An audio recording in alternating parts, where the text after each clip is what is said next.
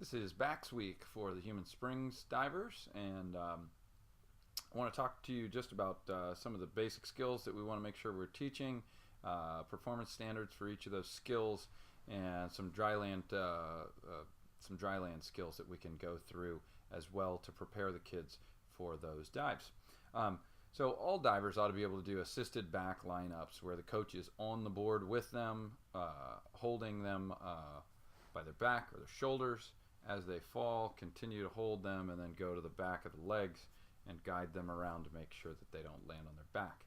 When I do assisted back entries, I will always talk to the diver about three things that they have to focus on. Number one, feet together. Number two, legs straight the whole time.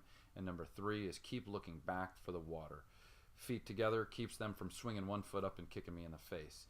Legs straight keeps them from bending their legs and dragging the back of their legs down the board, which leaves them all scraped up. And keep looking back for the water allows them to land on their head and not on the back of their shoulders when they dive in. So that's the assisted back lineup.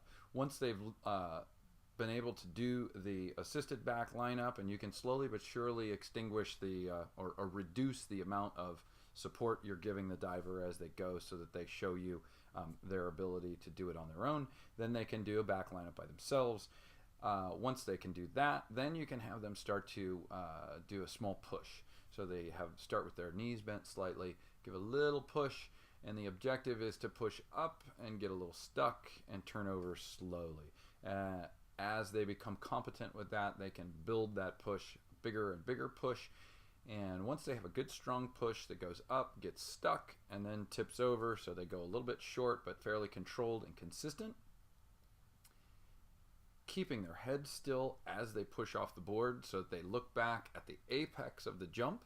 So they go push, and then at the highest point they look back for the water and dive in. Once they've mastered that, then you can introduce a small tuck position so that as they're coming up, they do a little bit of knee bend and straighten. That's the first step, and then more and more knee bend until they're in a full-on tuck position and kicking out. All of that is performed with no arm circle at all. Once they have a full tuck and kick out, then you can introduce the TY circle on the beginning of it, and you've got yourself a back dive tuck. Now, how do we get there?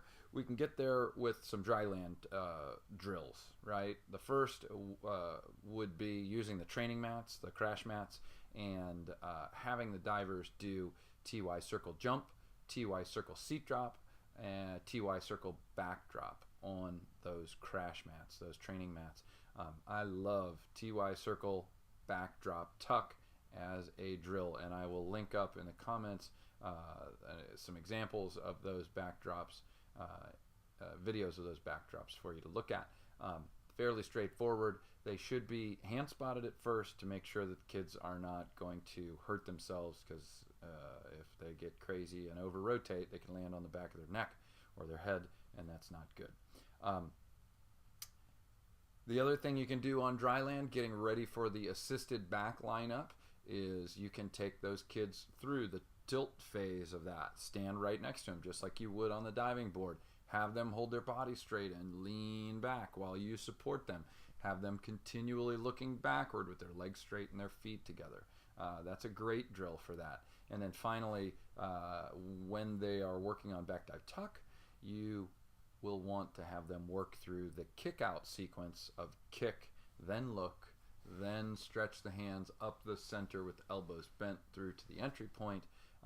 Have that do that over and over again in dry land to make sure that they understand that pattern. They know that they're supposed to kick their legs first without moving their head, and that will contribute to a much better back dive tuck. Okay, so those are the key skills that we want to work on. In terms of the order of operations, we're looking at an assisted back lineup, small push, big push, then introduce a small tuck position, a bigger tuck, and then add the TY circle to the back dive tuck. The key performance standards: head stability, looking back at the apex of the dive, not while they're pushing, and when you're getting ready for a back dive tuck, you want to make sure they do a jumping back dive stuck before they start to do a jumping back dive with a tuck. So they got to be stuck before they tuck. On dry land, again, rehearsing the back fall in skill, showing them how you're going to hand spot them, talk to them about how you're going to hand spot them, recognize that some kids are not going to be comfortable being touched. They'll definitely won't be comfortable with being touched if you don't explain to them exactly why you're doing it and what you're going to do. So be upfront with the kids. Make sure that they're comfortable with it. If they're not comfortable with it, then they're just going to have to do it on their own, or they're going to have to get comfortable with it. And that's going to be a matter of building trust with your divers. Make sure you work your kick out sequences. Kick, look, and stretch on the mats as well. And use those training mats for back drops, tuck. Okay? Great. Have a good week. Let's see some back dives. Keep them safe. Have some fun. All right?